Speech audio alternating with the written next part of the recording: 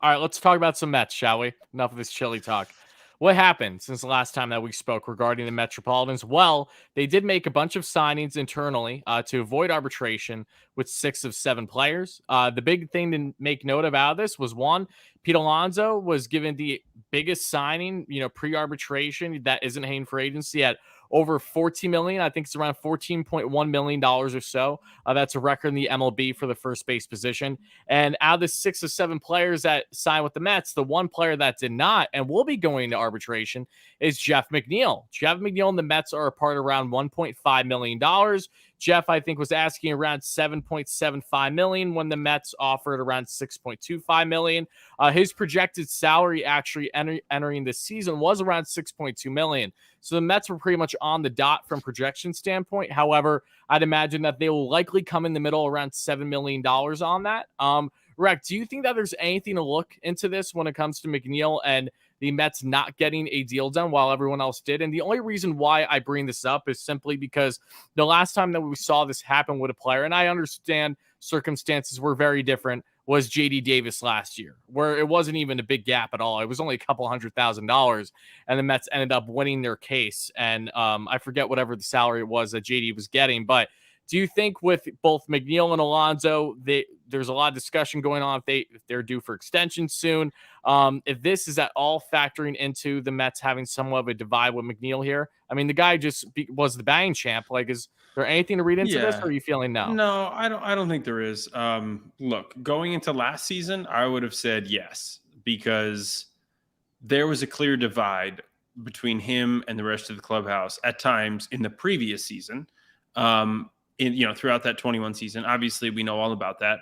And I have no place for someone who then was yelling, screaming, throwing tantrums every time he made an out, causing problems in the clubhouse. Like, no, in that case, I would say that there would be an issue. We saw a different Jeff McNeil last year. We saw, not just on the field. I'm not talking about on the field. Yes, he was better on the field. That's partly because he was a better fit in the clubhouse. When that's, all this stuff comes together, it all makes sense. Like, when you have a good clubhouse vibe, people in that clubhouse play better, they perform better, they go out on it's a different, scenario. We saw a different Jeff last year. And I would say that because of that, I would think that there's zero animosity, at least from the Mets, towards him.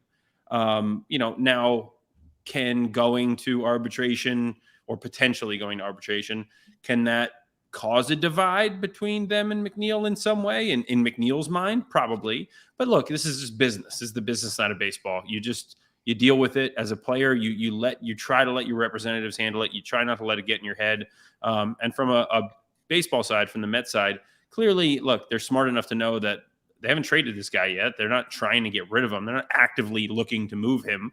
I don't think there's any divide there at all. It's just a matter of, look, the numbers don't line up right now. Trying to figure out what his value is. I would say, I don't know if he's going to win because it's a pretty big divide, but I would say with the slight turn that we saw last year to guys of Jeff McNeil's talent and what he likes to do, and seeing that seems to be a bigger part of the game and might be a bigger part of the game moving forward, he might win this. He might not, because it's that first year after. I don't know. And there's really no precedent, but it'd be nice for him to win it, obviously. There's still a chance, like you said, that they settle somewhere in the middle. So I look for that to happen, and then we can call this a no dice.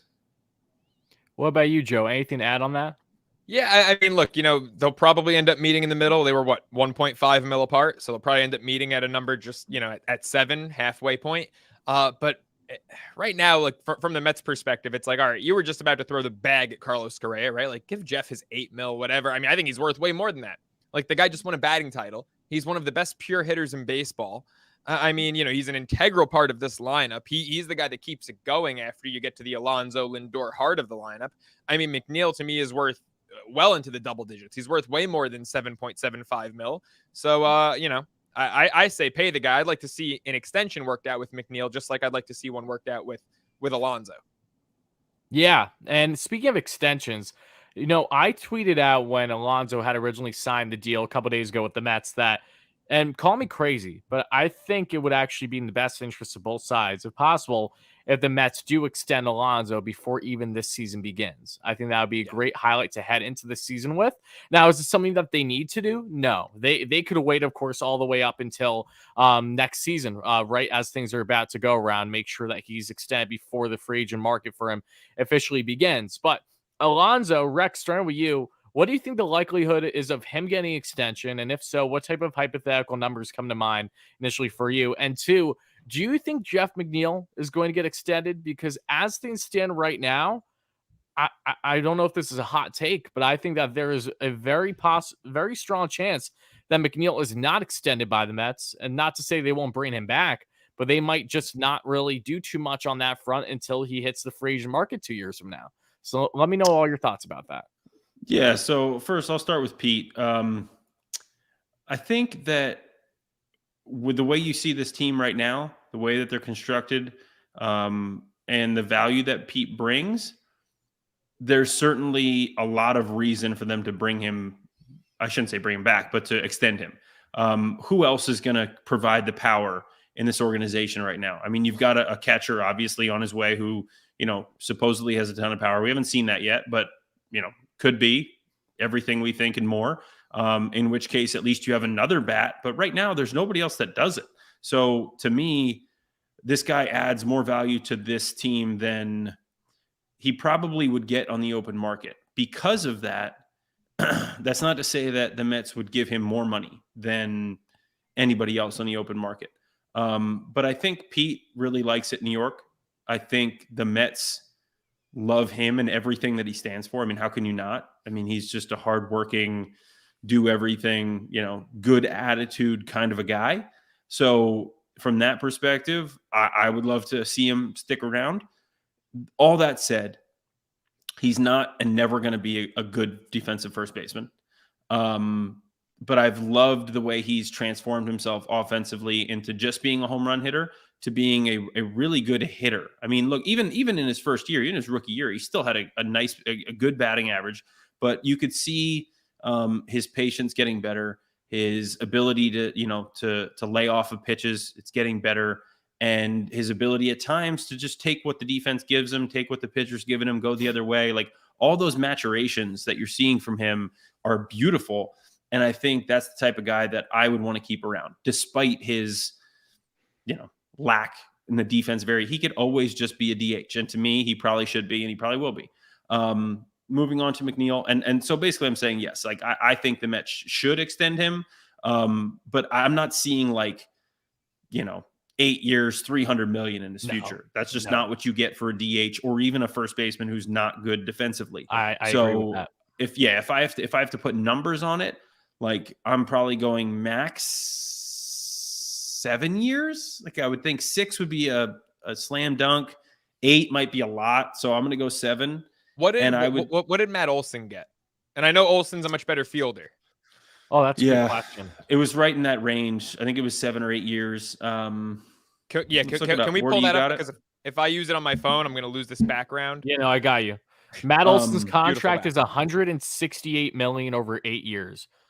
Okay. So AAV, and that's an extension. And to be honest with you, that's a really good deal for the Braves. That's pretty club friendly.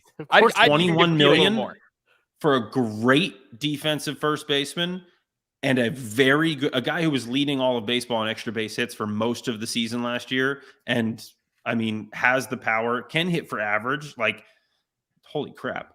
So maybe, look, I don't know. I guess I would say I would see Pete around at like 7 years, 150.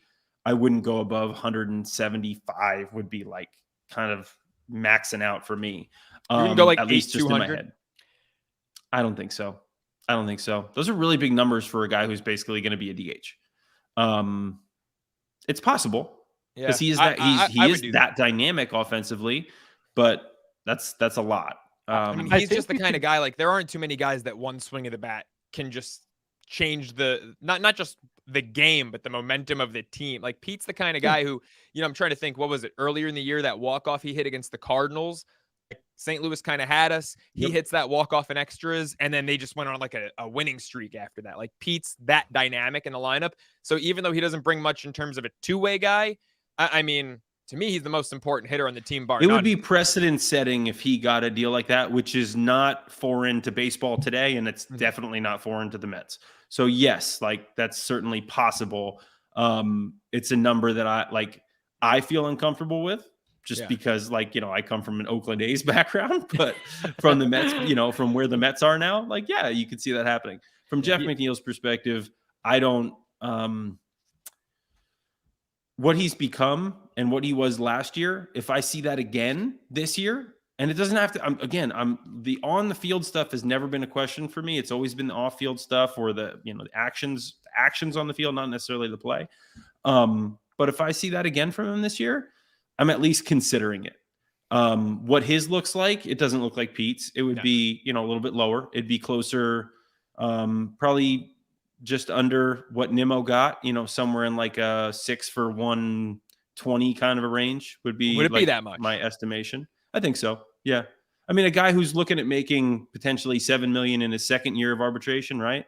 I was thinking 6 for 90. You're thinking like a DJ LeMahieu deal. I think he's going to get better than that, because that was a clear cut I'll give you this deal to the Yankees. Like he just wanted to play there. Right, that's true. So I don't think the Mets get that kind of a discount on McNeil. I really don't. So that's why I say I think 6 for 120 is more along the lines of what LeMahieu had earned. Obviously last year he didn't, but had earned up to that point, and what McNeil would be looking at moving forward. See, now this is a good discussion, because from Alonso's side, I think, Rick, to your point, while that's something you're uncomfortable with, maybe going past like $1.75 over 8 years for him, I'd imagine with how this market is currently growing, he will probably exceed that and then some. I think it's even possible that Alonso gets in that between 230 to 250 range, as long as Cohen's comfortable. Because if there's one thing that we can say about Pete Alonso, even though he doesn't necessarily have the defensive ability where it's going to be drastic in WAR, right? He's not, saving games for you with his defensive efforts naturally as a first baseman and for the occasional games where he is at DH. However, what we do know with Alonso is with him being at these positions, the possibility of him staying healthy long-term is very great. Far more great than a lot of other position players that are currently out there. And that's going to benefit him a lot with just making sure that he's focusing on that bat more than anything else. So I think from a pure production standpoint and staying healthy, which is so important nowadays, that's going to help Alonso get probably at least that 8-year 200 between, I'd say anywhere from 2 to 250. All depends on what the market's looking like then. Well, let's look at this. I just want to throw this out there. This is 10, 12 years ago. So the numbers are a little bit different. Pujols got 10 for 250 when he went to Anaheim. Is that correct? Was it not 10 for 300? I don't believe so. No. But whatever. I think it was about 10 for 250 for arguably the best, one of the best right-handed hitters of all time, but he was a first baseman. And so that's where I say I don't see him getting to that that tier. This is Albert Pujols is a once in a generation hitter. There have been very few like him throughout the history of the game. So that's where I say I don't see Pete getting as much money. Yeah, so it was 10 for 240, but it was also 10 for 240 in the year 2012. So I mean, we're talking it's 10 years later. ago. Yeah, I understand, but those deals are still relevant in some way, right? What I'm saying is that was your precedent setting deal back then. Well, it was more along the lines of the A-Rod deal, but A-Rod was a shortstop. But that was a precedent setting deal. But he was a precedent setting first baseman and hitter. So you feel comfortable doing that with him. I don't see Pete having that kind of an impact on the first base market is basically what I'm saying. Right. But I will say, though, to Wardy's point, where I kind of align more with Tyler's numbers than yours, Rec, is maybe he won't have that much of an impact on the market, but look at the impact he has on the team. And I think Steve Cohen realizes that impact. I don't have the exact numbers in front of me, but down the stretch late in September, SNY during the game would put up a stat, and it was the Mets record when Alonso has an RBI versus the Mets record when he doesn't. And the winning percentage was 90%. I mean, so a lot of the Mets success because he's the only one providing the power. That's why I tried to preemptively talk about his power and what he means to this team before the conversation, because it's there. The thing is, out on the open market, would he get that 10 for 250 or more deal? And I don't think he would. And that's why I say that despite the fact that he provides so much value to the Mets, I don't think the value's out there past New York for him. And so he doesn't get that kind of a deal. That's just my thinking. Although who on the knows flip what could side, happen? other Anything could teams happen. might look at it and say, hey, we might have a little more protection behind him in the lineup in the 5 and 6 spot. Imagine what he can do with a little more protection behind him. Because he didn't have much protection in the lineup this year with the exception of McNeil, really, for most He of the needs year. power behind him. He needs a threat behind Correa him. behind Which him is would have what been we've nice. been talking about all offseason. Like, Right, you know, Correa. and that's Bill why we Kane. suggested, I think, towards the end of last year, we were talking about moving Jeff there, not for the power, but just at least you have somebody behind him who's going to put the ball in play and make something happen. Right. I'm And- actually a big proponent of putting McNeil up to the 3 slot because he just sees so many pitches, could make a pitcher uncomfortable in the first inning, and dropping Lindor to 5 to have the threat of Lindor behind Pete. That, to me, is something that's always intrigued me. Put McNeil higher, make pitchers work harder in the first inning, and then have Lindor as a 30 home run, 100 RBI threat right behind Pete. It's not a bad idea because the What do Mets, I know? I just talk into Yeah, a and again, the The Mets, Mets have a great problem. Like they have a lot of, sorry, Tyler, they have a lot of options with their lineup. There's a lot of ways they could go and you wouldn't even find fault for it. Like you'd be like, yeah, like I could see that happening. I could see them sliding Marte down. I could see them sliding, you know, like it's crazy, but that's just the reality of what they have. They do have a good offense. They're just missing a little bit of power.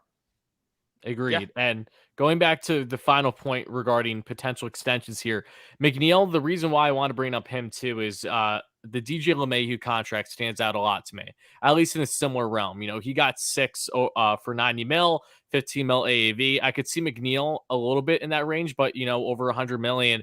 And I think when you look at LeMahieu and how that contract has looked so far, that is something that the Mets may look at 2 years from now, because I don't think LeMahieu is going to be anything better than what he has been already. I think he's already hit the peak in his career. While he's always 100%. going to be a very strong contact hitter, I feel like even as we go down the road here, he's going to continue to be a little bit more injury plagued, and the offensive production just isn't going to be as prominent as a lot of not only Yanks fans, but people in management would have hoped that they originally getting when they signed him to that deal. Now, this is not a slight on the Yanks. This is not a slight on LeMahieu. And I know that we like to slight on the Yanks all the time, but I truly do not mean it when I say this. I'm just viewing this in a comparison with how you evaluate McNeil, who throws his body all over the place as is. And you just wonder for how long is he going to be that durable of a player from a position player standpoint? And then 2, offensively, how great is he going to stay with that contact ability, which very well can stay the same for quite a bit. And I hope so. I hope Jeff is a Met for a very long time, but I'm just saying if there's a debate between the two, which one's more likely to stay a Met long term, I really don't think it's much of a debate personally, and saying that I think it's going to be Alonso over McNeil if that is in fact the choice. But with that being said, I know that we got plenty of donations. We'll be getting to them soon. Don't worry, guys. Make sure to continue smashing that like and subscribe button. If you're watching episode 42 of Bleav in Queens here on YouTube and wherever you get your audio podcast, we are going to be deep diving here shortly on what has happened with the Mets and their free agent bat options. Who else is out there now? Because a lot of guys have been picked up, and why the trade route might be best for the Mets and what players we could be seeing in those roles as a potential fit for them. But before we get into that, I do also want to mention to you guys that the Mets did just have international signing period of getting 27 different international prospects. And this is something that we see every year. I mean, last year, the big coveted prospect that the Mets signed was Simone Juan, who was one of the top prospects at the time last year, international signing period. This year, the Mets didn't really do anything crazy. Their slots weren't as available. They signed, I think, 3 to 4 players in the top 30 of the international, pool of prospects. But there are 2 that stand out to me personally out of the 27. And it starts with the Mets also, by the way, signed 3 to 4 catchers, which is interesting. Francisco Alvarez was that big signing a couple of years ago. We already see him become the Mets' top prospect, but they're not slowing down. They did sign a Diverson Gutierrez to a $1.9 million signing bonus, and the 17-year-old, according to Michael Mayer of Mets Rise, is ranked as the top 30 of the class by BA and MLB. His power has drawn comparisons to Francisco Alvarez at the same age. He's big boy too. If you see him alongside Alvarez, it's actually ridiculous. This kid does not look 17. He's at least twice my size, if not triple. It's absurd. I don't know what they're doing there. Maybe he's got the Leavon Hernandez birth certificate and he's really 27, exactly, yeah. you know? It's like I am It's actually 12. me, guys. It's actually me. And I Yo just soy 12. It's like the bench warmers. Yo soy 12. The Venezuelan is I actually love the fact that he's Venezuelan too. You know, if he stays in the system, everything okay, then maybe have something along with Alvarez. You know, they got Narvaez, who they did their presser for today, in which Narvaez, which I did like, Rick, I don't think you saw this, but he did emphasize in his presser with the Mets today that Alvarez really just helping pave the way for him and doing anything that can help him get started in his career was one of those factors in bringing him in the first place. But now we got another Venezuelan catcher. So we go from Narvaez, the oldest, to the middle is Alvarez, and now potentially another up-and-comer and Gutierrez. But not only him, but another Venezuelan, this time a shortstop, and Christopher Lorez signed a $1.5 million signing bonus with the Mets. And according to Michael Mayer, again, he was the number 25 on BA's international free agent board. He's considered one of the most polished shortstops in the class. Now, when I think of, polished shortstops that the Mets have signed over the years in international free agency, the last guy that pops in my mind right away, I'm trying to think, was Ahmad Rosario was in there, but before you were born, they signed a kid named Jose Reyes. Yes. No, but I'm thinking more recent, obviously. I'm trying to think, Andres Jimenez, was he international as well? Yeah. Yep. Yes. Okay. So yeah, those are the last two recent ones. Obviously, Jimenez has become a quick stud for Cleveland. Rosario still has a very strong contact bat, can hit you for your doubles plenty, but still takes walks, just so I can count them on my hand. So, and defensively, you don't know where you're going to get. Rosario, didn't he just get a better payday? This is what I don't get about arbitration. And I know that they play different positions, but didn't Rosario just get more than McNeil? I think Rosario's in his last year of arbitration, though. McNeil still has one more. So it depends on what along? Because he's younger. I believe he's so. Way young. Oh wow. He's younger, but I think the Mets started him when he was super young. If I'm remembering correctly. But yeah, that's arbitration is. I mean, your first year of arbitration, you're going to get you can get a pay raise, and depending on how well you do, you can get a good pay raise, but you're not going to be getting paid $20 million no matter who you are. Like if Mike Trout had made it to arbitration his first year, he's making $7-8 million. Like that's like, you don't get that. And that's why I was saying Jeff being at 7 now ish, like we'll see where it ends up.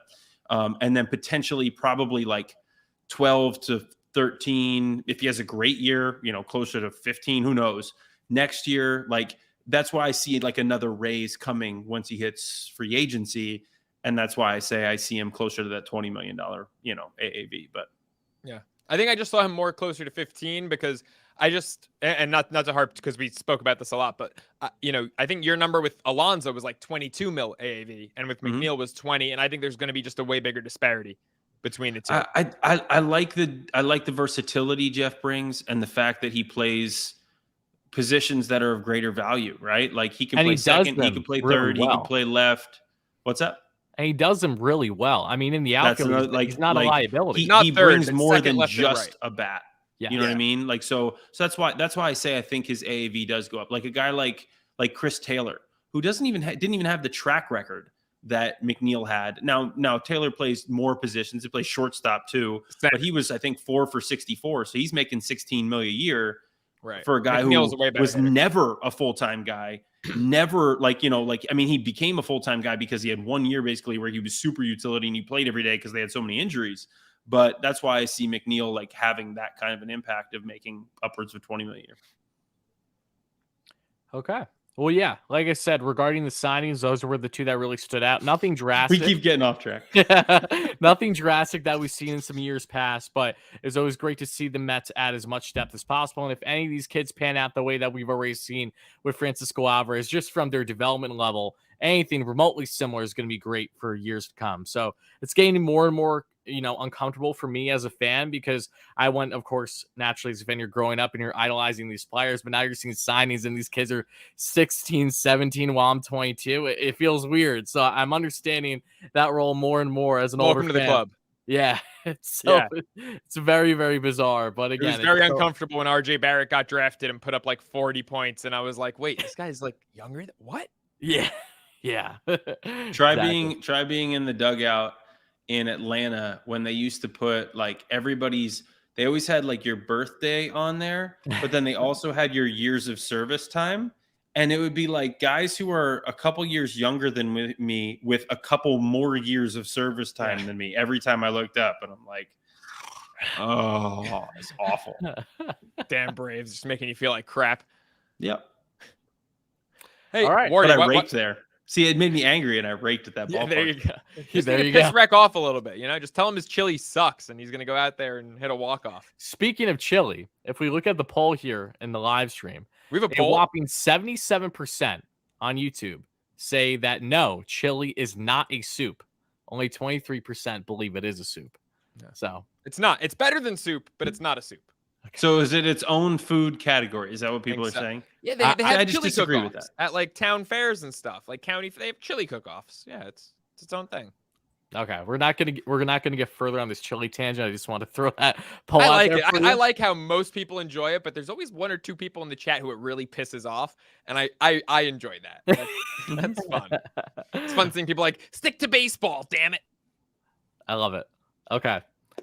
Speaking of We should talk about sticking to different baseball. beans that we could put in chili.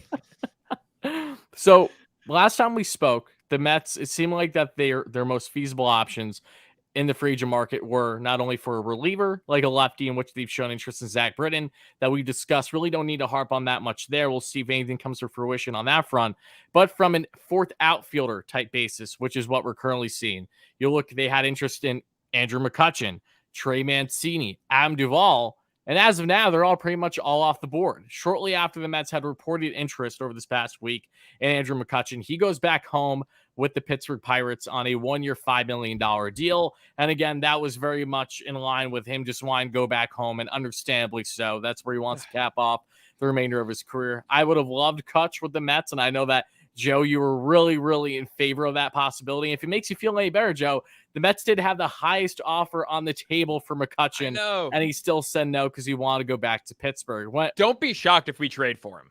I think he's going to go to Pittsburgh. He's very close to about 4 milestones, like 2,000 hits, X amount of doubles.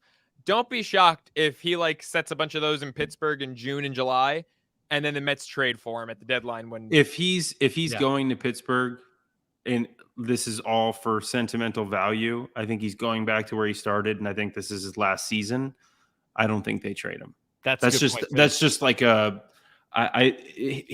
announcing that he's going to Pittsburgh meant he's done. This is his last year, and he's ending in Pittsburgh.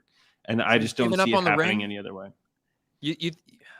I'm not. Look. It could happen. I'm just saying, like, that's what it says to me. Like, I want to go to. Why else would you go to Pittsburgh? Like, I'm thinking if you're chasing a ring, you don't go to Pittsburgh to start the year. Like, right. But I'm thinking maybe like he's very close to 2,000 hits. Maybe he wants to hit those milestones. He gets them in Pittsburgh, like in the uniform, and then July 30th hits, and he's like, he's not like I love Kutch, but he's probably not. He's not going to the Hall of Fame, and so like.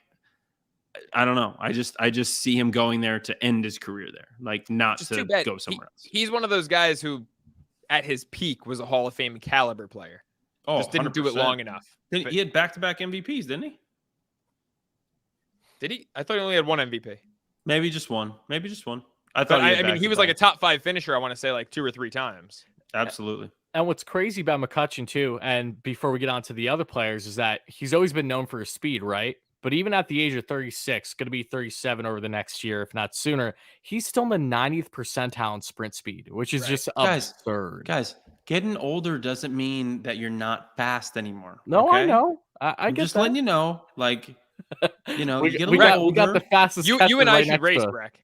You could still move. Like, well, for Joe, you're like 8 feet tall. Like, how long are your strides, dude? Like, what are we talking about here? I got a pretty good stride length.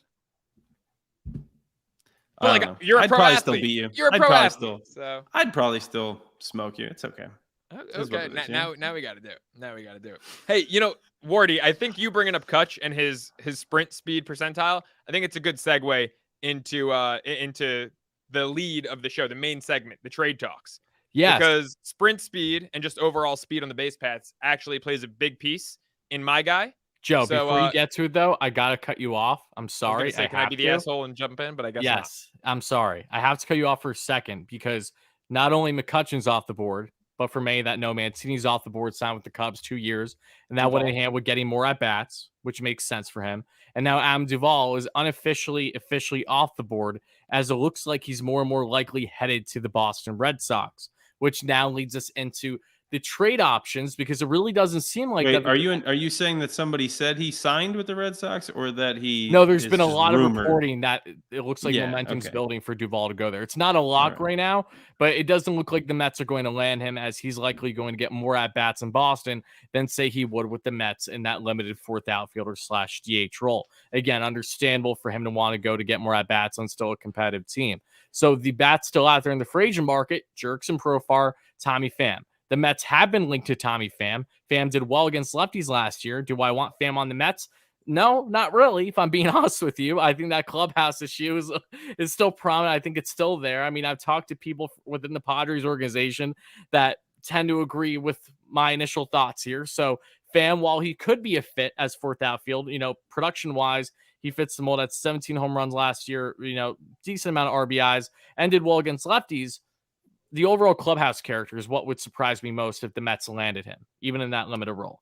And Profar, again, has that versatility, but his market's been so cold that I don't even know if the Mets have any interest in that front now, which leads us to the trade talk now, because that might seem like it is the best route for this Mets team to go and trying to add some offense. All right, I'm going to cut off Tyler just so I can hand it back to Joe, just because I wanted to cut somebody off again.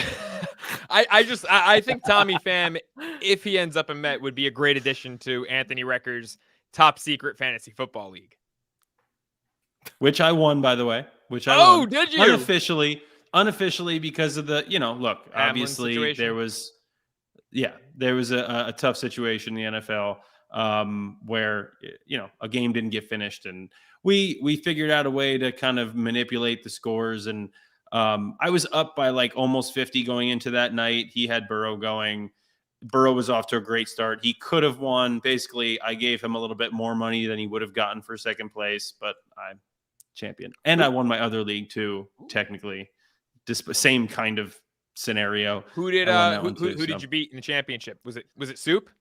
Oh, it was Soup. Oh, Soup. Baby. Yeah. By the way, Tommy Pham, if he joined your league, I'm calling it right now, him and John Neese would get into a fight. Yeah, 100%. Am I right? Yes. But I will also call this: Tommy Pham wouldn't join our league because we're not balling for, what was it, 10 grand? Oh shit, I don't know, man. He's a little bit too big for us. Let's put it that way. All right, Joe, going back to you now. Cedric Mullins. That's the guy who I think I think it's a long shot, but I think he'd be a great fit. Platoon type, third, fourth outfielder. On days he's not starting, gives you a ton of speed, gives you a really good glove out there. 260 hitter, sneaky pop. If he's Mullins from a couple years ago, he's not just a platoon player. He's an everyday. Right. I mean, we don't need an everyday center fielder. No. But I'm saying, like, he could be an everyday outfielder in an outfield that makes you extremely athletic with Marte, Nimmo, and him. That would be stupid. And Canna's athletic as hell too. I mean, he's kind of our, because of Marte's injuries, Canna's the backup center fielder. You get Mullins, and obviously Canna doesn't have to play center if Nimmo needs a blow, if he needs a day off. But I think Mullins, and the thing is, I don't know what Baltimore's doing. They're in a weird limbo. It seems like they're going all in to win, but I don't see them doing it, but they might be veering a little younger though than Mullins. I mean, he's 28, he's not old, but the Orioles might be trying to get even a little younger than that. So for the right price, I don't know if there's one kid in the Mets farm system that they really like and it wouldn't cost too much. I wouldn't give up multiple guys for Mullins, but if you can do a Vientos, I always go back to Vientos. Poor guy must hate me. But if you go Vientos straight up for Mullins, because they're looking for maybe some pop, maybe it works, but it's a long shot. I'd give more than that for Mullins. I really would. I like him. Yeah. He's a plus defensive player, potential to be a plus bat, like great clubhouse guy. Dude's awesome. He brings so much, to your team. with speed, running the everything. I really like him. So Mullins is a I'd do really it. interesting fit because on the thumbnail for YouTube, we got Anthony Santander that I'll expand a little bit more on in a second because, for me, you look at Mullins here, last season had a solid year. Wasn't like the breakout year he had in 2021, but still put up a respectable 16 home runs, 89 runs scored, 64 RBIs, a 260 average, and a 720 OPS. Year prior, obviously a 518 slug, 360 OBP. So, 2021 was a massive year for him. 2022 dipped off a little bit, but was still a productive player. He's under team control until 2026. Anthony Santander is under team control for a lesser time. Had 30 home runs last year, we know, with him. And again, can play that corner outfield spot / DH perfectly fine. The question for me now, if we're talking between these two different Orioles, which one would Baltimore be more willing to cough up here? Because they have a top prospect and Colin Cowser, who's expected to hit the MLB as soon as this season. So, maybe it's not as realistic during the offseason as it will be by the trade deadline, depending on how the kid is really pushing his way up. But yeah, you'd have to imagine that at least one of those guys has a chance to be expendable. And Santander, for me, I think would be an awesome fit as well. 33 home runs, 89 RBIs last year, a 240 average, 318 OBP, a 455 slug. And he's under team control for one last year. So until 2025, 28 years of age, the right-handed power bat. So yeah, this is an interesting one. Is Baltimore willing to sell either of these kids? Because if so, guys, I should say, not kids. Because if so, then I would definitely be in the market for either of them personally as a Mets fan. How do you guys feel about that? I think isn't Santander a switch hitter, by the way? Or is he I believe just a so. righty? I believe so. Switch hitter. Look, I would take either one. They do different things, though. Mullins is definitely a way better football defender. Santander's got more pop. So what do the Mets want to prioritize to me? Yep. Exactly. For me, I just go to this. I go to, you mentioned Towser. I think that was his name.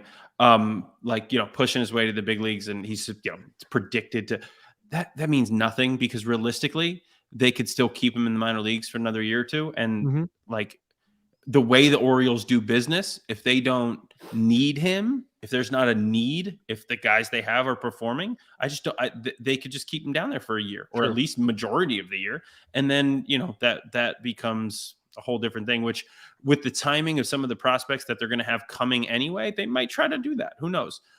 Depending on where they're at. Look, if they're competing and, they think they have a shot at a World Series and they want to call up the best talent and see what happens, then that might be a case. And then you could see one of those guys move. I do like Santander for the Mets specifically because of that power, but Mullins has the ability to do that. We just only saw it 1 year. Right. I don't know how consistent he would be, but if he's hot, man, why not? If he has another year like that, maybe you roll the dice on him instead of Santander. For me, in these trade scenarios, I'm trying to go as realistic as possible because that's where I go in things like this. So I look at a team like the A's. They love to trade away people, right? They don't even care. Apparently, you don't even have to hit arbitration yet, and they'll trade you away. Or you're about to hit arbitration in Sean Murphy, and they'll just trade you away. What the heck? This guy's got 3 more years of control left. We'll just trade him to the Braves. Who needs them? I see Seth Brown as a Santander light. A guy who can play corner outfield and first base. He actually has some pretty good defensive numbers in left field throughout the course of his career. Last year wasn't as good, at least according to outs above average. There's other metrics, but good power. This guy's hit 24 and 25 home runs the last 2 years. 20 and 25 home runs. Maybe it's 24. And he's hit over 20 home runs the last 2 years. In 21, he hit 20 some home runs in 280 at bats or something. It's crazy. This guy had stupid numbers. So he's got the pop. The strikeout numbers are huge. He strikes out a lot. That's a part of his game. But if you look at some of the other numbers, like his hard contact rate and barrel rate and all those, they're really high. This is a guy who, when he makes contact, he does damage. And that's the type of guy that, you could see in this lineup. Left-handed bat, he could do some things. I like him as a fit, and I don't think he costs near as much as a Santander or a Mullins. And I say that with respect. Now, he does have, I think, another year of control. I think he's got 4 years of control, I want to say. I want to say he's around 1 year or 2 years. 2 years, 100 days. He's not a free agent until 2027. So he's got a lot of control left. So maybe the A's aren't, looking to move him. But obviously, they'll move anybody if you offer like a deal, you know, if Free they're free Coke. terrible. Apparently, we'll just take it. So, like seriously, I think I was looking around. I like, if you're the Mets, what are you looking to add? An outfielder, a third baseman. Where else are you looking to add? Right? Like, I don't want a DH. I don't want, another catcher. I don't know. Probably not, just because you have Alvarez coming. Like, what's the point? So you might as well go ahead and get either that third baseman or left fielder. Who's out there on the third base market to trade for that I really want? I don't know. I don't think anybody it's such a slim position to begin with. So it's like, I see if Matt a team Chapman has in the one, chat a lot. Like, why would the Blue Jays give that guy up? Like, one of the best defenders in the game at any position with right? prodigious pop. Like, they traded for him. I just don't see that happening. And they're one of only yeah, 4 teams I see in the American League who have a shot to win the pennant.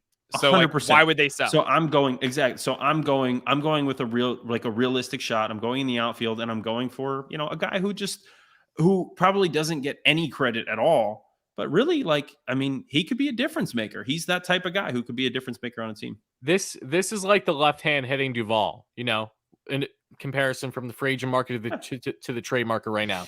I like the appeal with Seth Brown a lot, actually. My only concern with him is, while he has that defensive versatility, because he played all over the place last year, played at first, played in all the outfield. What is the Mets' biggest need right now, aside from not only power for, fourth outfield, or just adding more power to this team in general? It's about not only having that, but being able to hit against lefties. And I don't know how much I should read into this, but Seth Brown only hit $174 against southpaws last year. Yeah,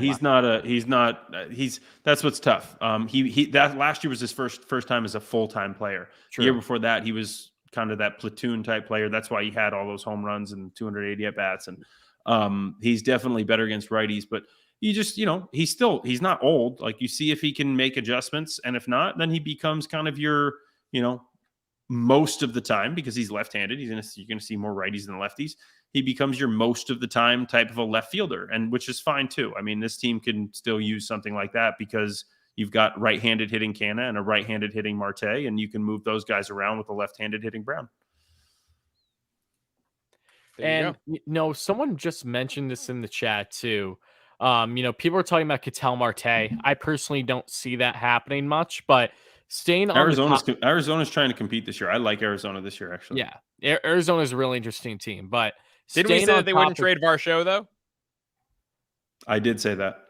Yeah, but look what they got back for him. They got big league pieces back for him. They got Gabriel Moreno and Yuli. That's a good trade. I really like that trade for them. So talking about Arizona for a second, though, do you think that they would be willing still to part with any of their young talent in the outfield? Because they still have a couple pieces there. They have still studs coming up. I mean, yeah, exactly. And Gurriel, as is. I mean, by adding him, it kind of takes away the fact of parting with Varsho in the sense of, oh, you have an abundance of outfielders. Okay, now we bring in Gurriel. He's going to assumably slot in that outfield. So what do? They kind of still have an embarrassment of riches with young, promising talent there that would still be feasible via trade. So, like, Corbin Carroll is your rookie of the year candidate in the NL right now. Like, he is the guy. So, I mean, then Alec Thomas last year, I love that kid. He was good, man. I love watching him out there. They got a lot of talent coming up.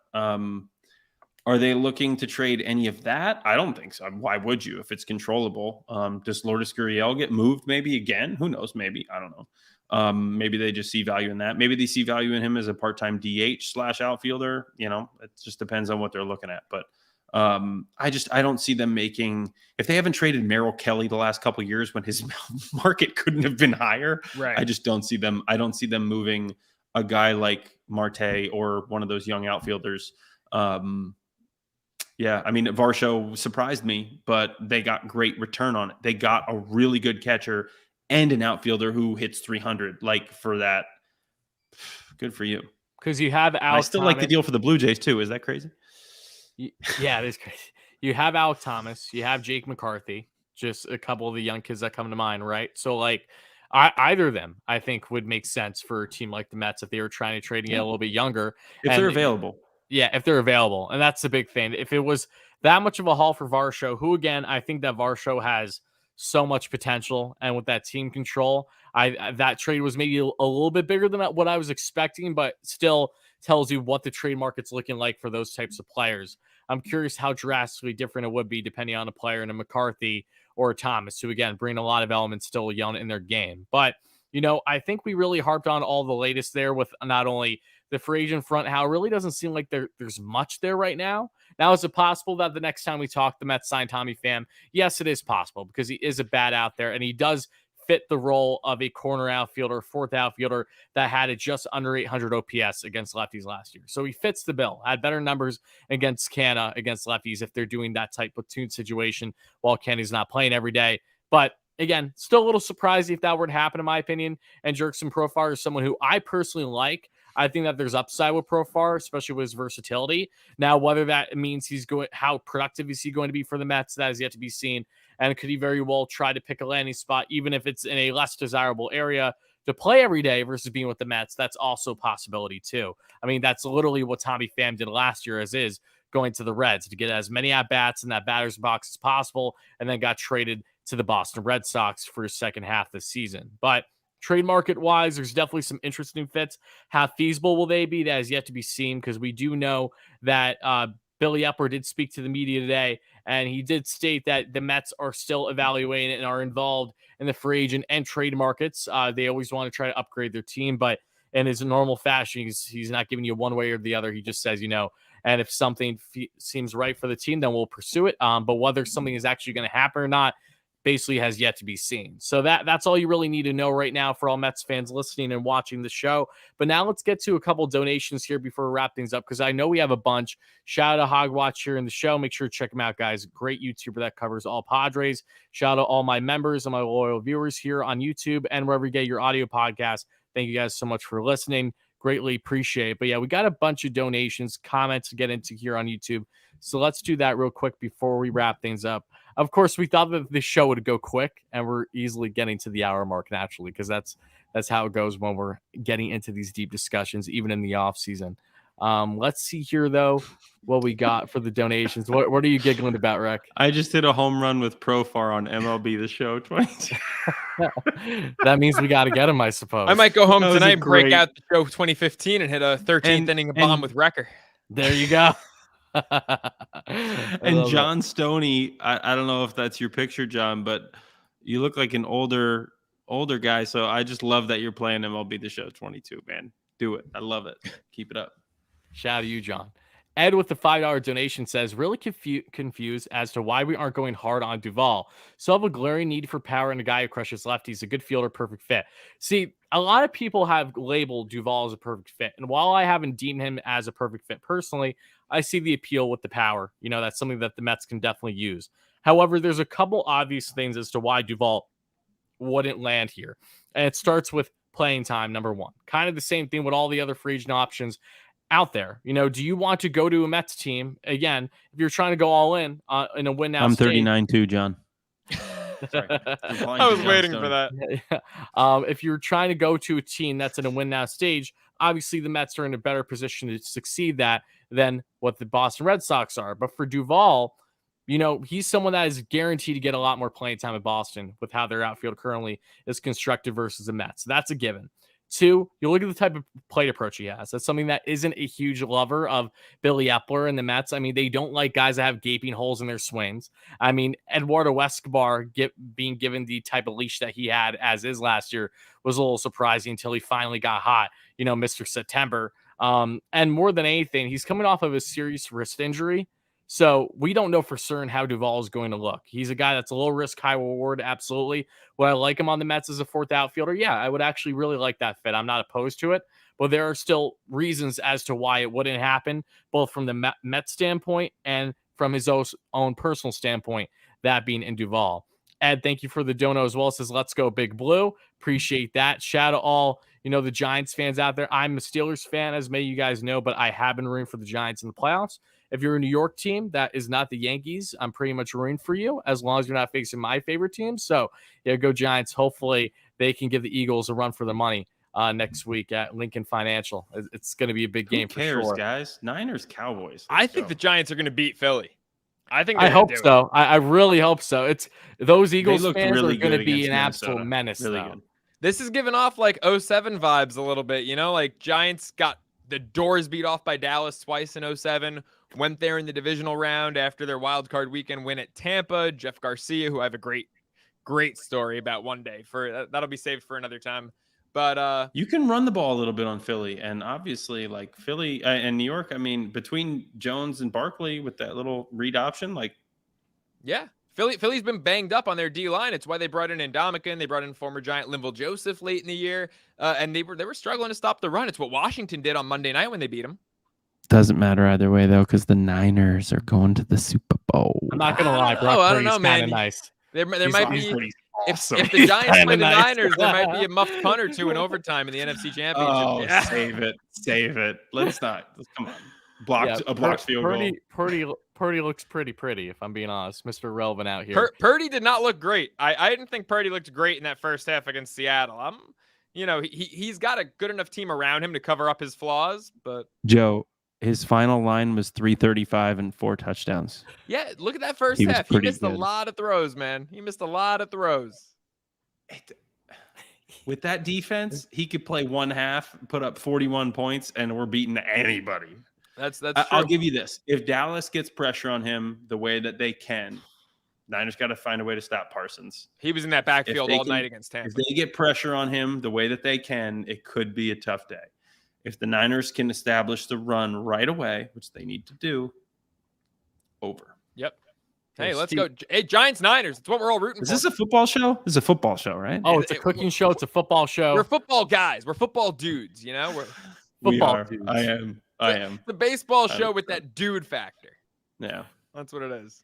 Steven, thank you for the membership again. But with the donation, he says, I think the Mets might go after Matt Chapman, the trade deadline, and take over third base. Yeah, I don't think that's going to happen, as we kind of already touched on earlier in the show, Steven. I appreciate the donation. I love Matt Chapman. I want Matt Chapman so bad when he was available with Oakland still. I was preaching the choir. I'm like, if the Mets don't do, because the Mets were linked to Chris Bryant for a while, but I'm like, especially if Bryant doesn't happen, would have loved Matt Chapman. Phenomenal defender. The bat, he's been a low average for the past couple of years, but I know that there's a lot more that goes into his offensive capabilities than just batting average. I'm aware of that. But yeah, Chapman, I don't see going anywhere. I really don't. I think Toronto will be in a good position by the trade deadline. Clearly positioned enough to make sure that they're continuing to fight. And if anything, make sure they add at the trade deadline and not subtract, especially a significant piece like that one. I appreciate the donation. What's the chances of Escobar giving us Correa numbers? I mean, aside from just RBI, which he actually had more RBIs than Correa last year, that's really all you're going to get. Carlos Correa is leaps and bounds a better player than Eduardo Escobar in pretty much every facet. I mean, defensively, it's night and day. Offensively, Escobar was bad. It's night and day. Offensively, yeah. Hey, go look at Escobar's breakdown month by month. He had 1 month where he was like better than average. I mean, he was really good in September, but if you look at, a lot of front offices will say you can't always trust Septembers. Like, it's different nowadays. There's not 40-man rosters in the big leagues anymore in September, but you just don't trust those September numbers. They're a little bit skewed. So that's a tough one for me. Although I will say really quickly, in Eddie's case, I think that September, I think you can trust it, because a lot of the time it's like, don't trust it. He has a when your team's history out of it. And this year, the team, I mean, those were the most important games of the year. And while the team didn't perform, Escobar performed. And those were the highest pressure games that the Mets played all season. So, it's not like that they were, the Cubs with nothing to play for, trying to play spoiler. Those games. But they did play the A's. They did play the Cubs. They had a softer schedule in September. Now, the rest of the team didn't perform, and Eddie did. But right. It's all doesn't matter. This is also, I'm throwing this out there now because I'm going to more than likely discuss them in a future video on the YouTube channel. Just speaking of bats, that makes sense potentially via trade, fourth outfielder. I think it's going to come down to really how much the Twins are asking for him, and that is Max Kepler. Now, I know that Kepler doesn't necessarily fit the bill too much on, bringing in a bat that can thrive against lefties specifically, because he himself is a lefty bat. So, kind of mediocre numbers against southpaws, but still a guy that can bring you some pop and has been playing every day consistently. So I could see him thrive in a role. Spring time with Canna. So just another name to keep out there, because I know that Kepler's name has been involved plenty in trade talks this offseason of the few players that have been reportedly leaked out there. A headline by Brian Reynolds, of course. Ed, thank you for the donation. It says Sox rebuilding, trade for Verdugo. Sox aren't rebuilding right now. They're not committing to that. We'll see what happens with them by the trade deadline. Verdugo would be awesome, but they're not in a position right now to be making that type of move. I don't see Verdugo going anywhere at this point. But with that being said, though, Mets and overall baseball fans, I think that's going to wrap up the show. I want to thank everyone so much that was watching on YouTube or listening wherever you get your podcast. Make sure to rate, review, all that great stuff. Really does mean a lot. We're going to be having some fun guests on the channel and for the overall podcast of Bleav in Queens in the near future. So make sure you stay tuned for that one. And whenever news comes out, anything of significance regarding the team, we'll make sure to break it down for you guys right away. But for myself, Wardy, you guys check me out, WardyNYM on Twitter and on YouTube. As always, that's Anthony Recker at Anthony_Recker. Make sure to check him out on MLB Network. Recker, you going to be on TV anytime soon that people should know about? What do you got going on? I have a recording of the top 10 catchers of the year this week, but I don't know when it's actually being shown. It's just a recording this week, so sometime coming up. James McCann, number 2. One. Why not? And find out. He's going to play a lot behind Rutschman, right? When you said 1, is that going to be the first number in his batting average? Is that why you said 1? I don't even know if it's going to be that. We should play like the higher lower game, like 2 lower. And that is Joe Serralo. Make sure to check him out, the Serralo Sports Talk podcast. Joe, do you have any big guests coming on your show anytime soon or no? Probably not this week with the holiday, so back at it next week. Okay. Short week, things get hectic. Got to go on the road in 5 days and play Philly, Understandable. Well, again, we got a big weekend coming up for all the football fans out there. Go G-Men. Go Niners if you're a Niners fan. And we'll talk to you guys again real soon. Let's go Mets, baby. Peace out.